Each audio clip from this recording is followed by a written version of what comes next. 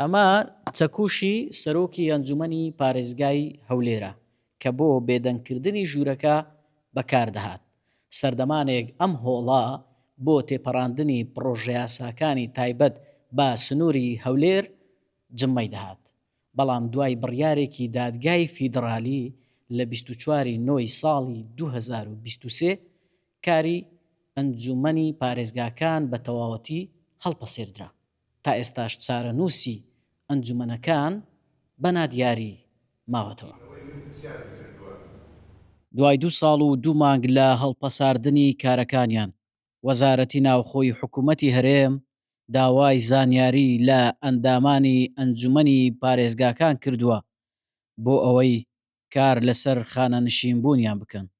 تاوەکو ئێستا یعنی هیچ بڕیارێکی ئەوتۆ نیە، تەنانەت ئەوەی هەیە ئەنجومەنی وەزیران بە نووسراوێک داوای لە وەزارەتی ناوخۆ کرد بوو کە زانیاری لەسەر ئەنجومەنەکان بنێرن لۆیان، لەبەرەوەی ئێمە وەکو ئەنجومەنی پارێزگاکان میلاکمان لەسەر میلاکی وەزارەتی ناوخۆیە، هەر بۆیە لە ڕێوانەوە داوایان لێمان کرد و ئێمەش بە دەوری خۆمان ئەو زانیاریماندانێ زانیاریەکان تایبەت بوو بەوەی کە چەند کەس تەمەنی لە 45 ساڵی زیاترە و چەند کەس کەمترە تەمەنەکانیان بنووسین و ساڵانی خزمەتیان ئەوەشیان بۆ بنێرین. ئەمە وەکو لیستێک بۆ هەموو ئەندامانی ئەنجومەن ئەو زانیارەمان پێشکەش بە وەزارەتی ناوخۆ کرد.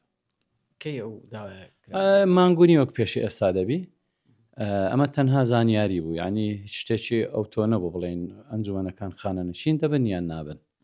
بەڵام ئەو زانیارێنە دەبی لای ئەوان هەبێ لۆ کاتێک ئەگەر لە ناو گفت و گۆیەکان لەگەڵ بەغدا هەر پێشهاتێک بێتە پێش ئەوان زانیاری تایبەتیان لەلا هەبێ.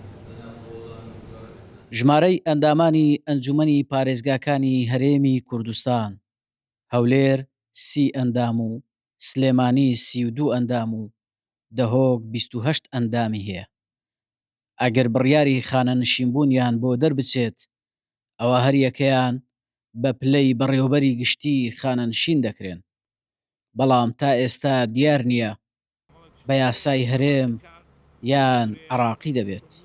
ئەو بڕیارەی دادگای ئیتحادی عێراقی و بەپێی ئەو یاسایی ژمارە 2 ساڵی 2020 کە ئێستا لە هەرێمی کوردستانیش بەرکارە، بەپێی ئەوە ئەمانە شمولی تەقاعودی ناکەن لەبەرەوەی بە بڕیارێکی قەزایی بات، یعنی بڕیاری دادگای دەستوری بڕیارێکی کۆتاییە، کەس ناتوانێتن تعنی لێ بداتن وەستێنراوە کارەکانیان بۆ چارەسەرکردنی ئەو بابەتە.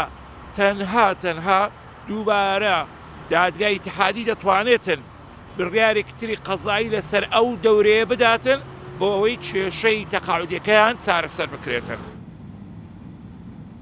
لەو کاتەوەی ئەنجومەنەکان کارەکانیان هەڵپەسێردراوە، هەر ئەندامێک نزیکەی 2,800,000 بۆ هەر مانگێک وەرگرتووە بەبێ ئەوەی هیچ دانیشتنێک ئەنجام بدەن.